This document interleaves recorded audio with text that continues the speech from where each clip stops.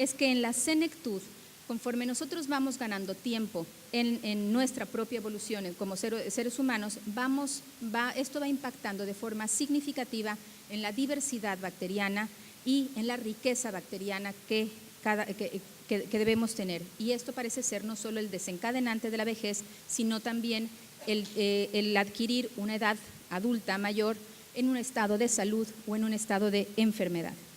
Sabemos, por ejemplo, que la microbiota intestinal tiene influencia sobre la maduración inmunológica y el equilibrio inmune, en la proliferación celular y la vascularización, en la densidad ósea, todo esto desde el trabajo de la microbiota intestinal, en señales neurales, en expresión de patógenos, en funciones endocrinas intestinales, en la biogénesis de energía. Sabemos que la microbiota intestinal humana tiene funciones de biosíntesis de vitaminas, de hormonas esteroides, de neurotransmisores, de neuropéptidos. Sabemos que también ejerce funciones sobre el metabolismo, en la producción de aminoácidos aromáticos y ramificados, en los componentes dietarios, en sales biliares, en cómo se procesan, se asimilan medicamentos y sustancias externas o genobióticas.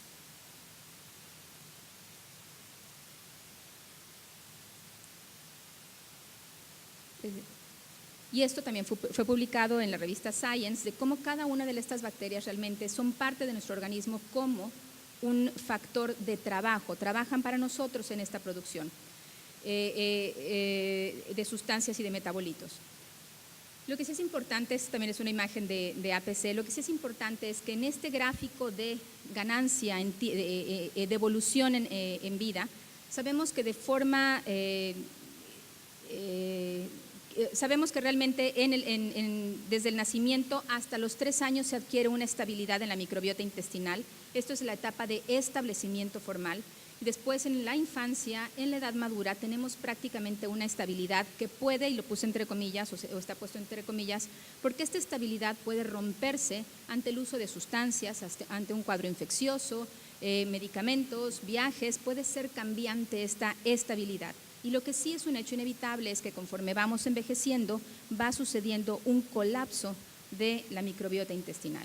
Y es así como realmente quiero presentar en este gráfico cómo actualmente hay distintas estrategias terapéuticas para incidir en la microbiota intestinal que van desde el nacimiento a la senectud. Y ustedes pueden ver en esta escala de vida cómo realmente desde el embarazo hasta la senectud prácticamente no solo es la dieta y el estilo de vida, sino hay intervenciones con prebióticos, farmabióticos para impactar de forma favorable o modificar hacia un estado de salud. Ahora, hablemos de simbiosis versus disbiosis. Simbiosis es ese equilibrio donde las bacterias están trabajando de forma armónica, produciendo sustancias, cumpliendo con funciones metabólicas y de biosíntesis en nuestro organismo de forma equilibrada, de forma en equilibrio, mientras que la disbiosis, en esta imagen microscópica podemos ver cómo hay un desorden, hay una sobreexpresión de microorganismos que pueden tener un trabajo que no sea el óptimo. Llamamos disbiosis o definimos disbiosis como cualquier cambio que existe a nivel de la composición de las comunidades bacterianas comensales habituales, y tenemos que sospecharla clínicamente en escenarios clínicos como una consecuencia de un contexto de enfermedad que puede expresarse como enfermedad, así como la progresión de una enfermedad. Si la tratamos de definir, la disbiosis desde el punto de vista de ese desorden microbiano, podríamos definirla en base a estos 3 puntos: a una disminución de las bacterias que deben ser benéficas en nuestro organismo, a una expansión de microorganismos que tienen un comportamiento patobionte, esto es, ante un escenario nocebo, pueden tener un comportamiento no bueno, y por supuesto, un factor muy importante es la pérdida de esa gran riqueza y diversidad bacteriana. Estos son los 3 factores que encontramos cuando existe disbiosis y hay alguna enfermedad secundaria a este hecho. En cambio, rebiosis, otro concepto que estamos empleando, rebiosis es el reemplazo de distintas especies bacterianas benéficas o bien el favorecer que se reemplacen bacterias buenas. Este restablecimiento de la comunidad bacteriana hacia un estado de salud es esta definición que nos compete en este módulo, porque esto es llevar a cabo una rebiosis o restauración. Sabemos que si hablamos de probióticos, en todas estas definiciones de las que vamos a hablar en la charla, sabemos que el concepto de probiótico ha adquirido cada vez un mayor interés científico. Ustedes pueden ver en esta data cronológica cómo para el 2013 prácticamente se incrementaron las consultas en PubMed de forma significativa. Pero hace ya más de un siglo, en 1908 prácticamente, fue cuando Elias Metchnikoff ganó el premio Nobel por describir a dos bacilos ácido lácticos como ser los generadores de un estado de salud en la longevidad que estaban atribuidos a los bacilos ácido lácticos del yogurt.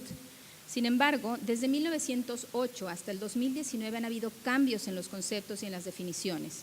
Es así como vamos a hablar de lo que es una sustancia probiótica.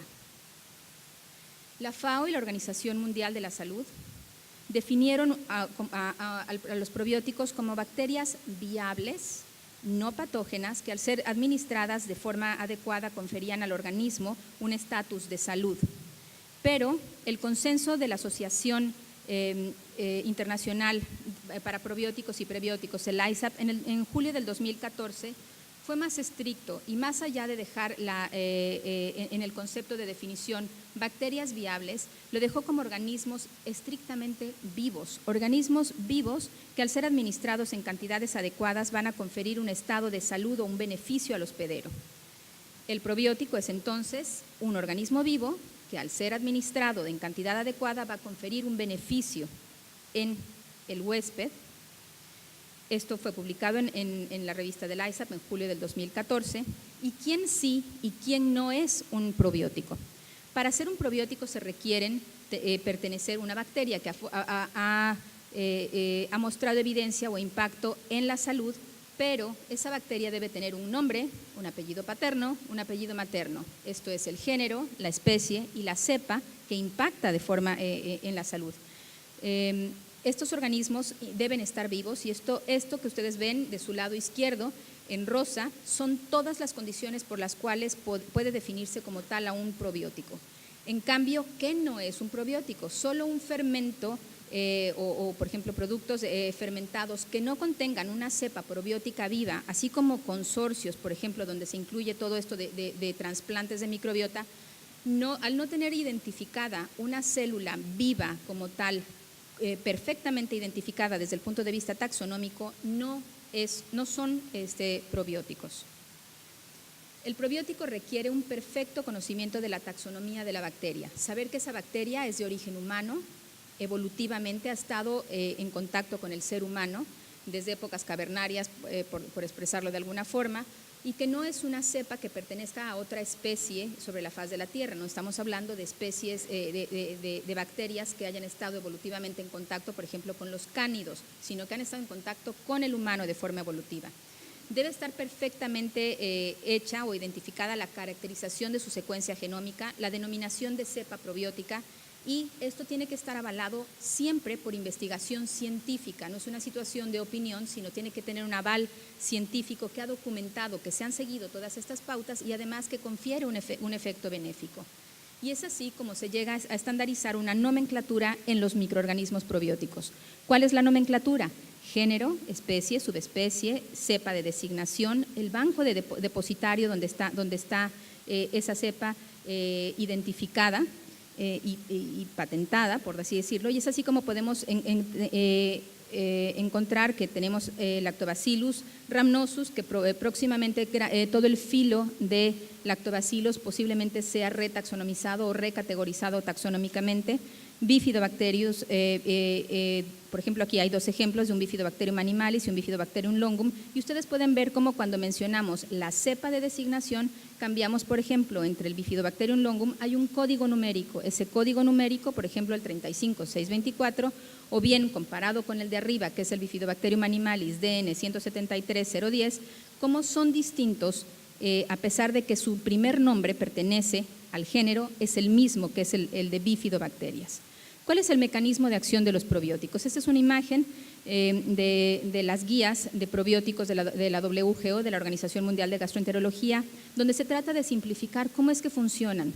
Los microorganismos vivos, que son probióticos, que llegan al intestino, van a tener una producción de sustancias que que pueden ser ácido láctico, que pueden tener acciones antibacterianas, que pueden ser ácido láctico, que puede ser peróxido de hidrógeno, las llamamos bacteriocinas, y que su presencia va a favorecer la competencia por nutrientes y por receptores contra gérmenes que no son buenos o contra gérmenes que pudieran ser patógenos, y con esto favorecer un efecto. Acuérdense que ellas van a trabajar y ese efecto puede ser a nivel de peptidoglicanos, de lipopolisacáridos o de la promoción de defensa, de una promoción inmune desde el intestino, recordando que el intestino es el órgano inmune número 1 de nosotros como seres humanos, y también repercusiones a nivel de funciones de la digestión intestinal, como es la digestión de carbohidratos.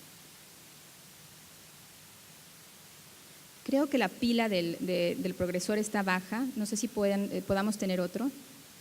¿Cuáles son los posibles mecanismos benéficos de los probióticos? Esta pirámide es la pirámide que yo digo la pirámide de Hill, porque esta pirámide fue hecha por el doctor Colin Hill, o fue en el artículo donde se definió con actualidad y con precisión lo que es un probiótico.